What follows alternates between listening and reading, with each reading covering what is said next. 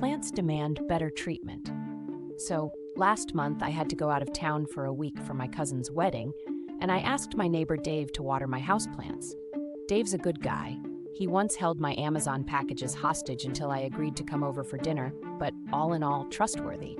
I left him a detailed note: 1 cup of water per plant every other day. No talking to the cactus, it gets ideas. I thought I was being funny, but Dave just nodded solemnly and assured me I'll take care of everything.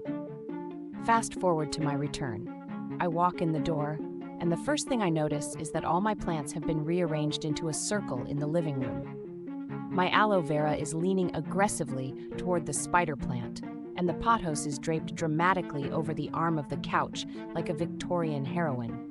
There's a tiny picket sign made out of popsicle sticks in the fern's pot that says "More peat, less heat," and a suspicious amount of potting soil on my carpet. I glance at Dave, who's watering them and mumbling what sounds suspiciously like union slogans. I ask Dave what happened, and he sighs. "I tried everything, man. I gave them filtered water, I rotated them for even sunlight, but on Wednesday the ficus called a meeting. They made me their official negotiator. They want more perlite, less root congestion, and apparently the peace lily wants dental." I'm starting to wonder if I've accidentally started a horticultural labor movement.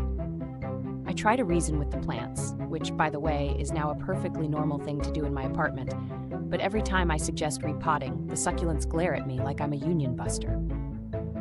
In the end, I caved. I gave them new soil, split up the crowded pots, and even bought a "Live, Laugh, Photosynthesize" sign for their corner. Dave came over the next day, looked around approvingly, and said, "You know, you handled that negotiation well. You should see if your coffee machine wants to organize next."